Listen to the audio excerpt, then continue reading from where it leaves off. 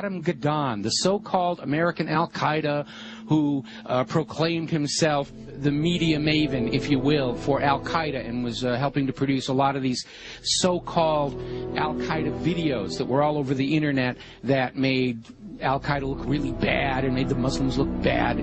Should you fail to comply in full, we will deem it sufficient justification to continue to fight and kill Americans. Come to find out, Adam Gadon's real name was Adam Perlman. And not only was he, in fact, Jewish, he was the grandson of a member of the board of the Anti-Defamation League.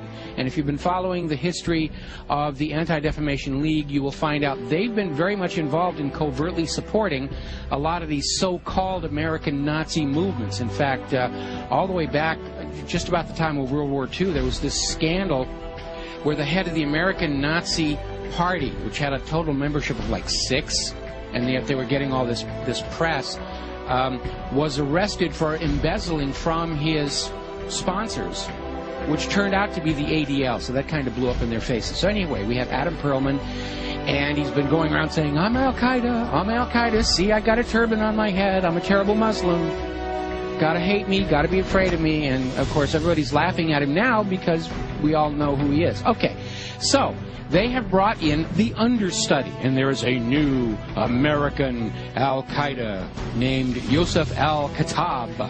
Ooh, big scary name, and they've got a picture of him out there where he's holding all these guns and knives, and he's dressed up like a wannabe Rambo, and he's scowling at the camera, and he supposedly has this website with things in it, like pictures of the Statue of Liberty with an axe buried in the back of the head. I mean, very heavy-handed, very over-the-top. There was also a link to a puppet show mocking Danny Pearl's beheading. Take a look.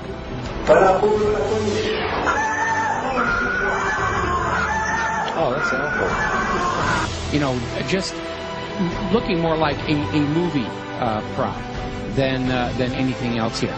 So, as it turns out, this is another fake. His real name is Joseph Cohen. He's a 39-year-old New York City taxi driver, as you mentioned. He called himself Yosef Al-Khattab, but he was born Joseph Cohen here in America. He is a Jew. And he is another manufactured front to try and convince Americans that Al-Qaeda is actually here in the United States.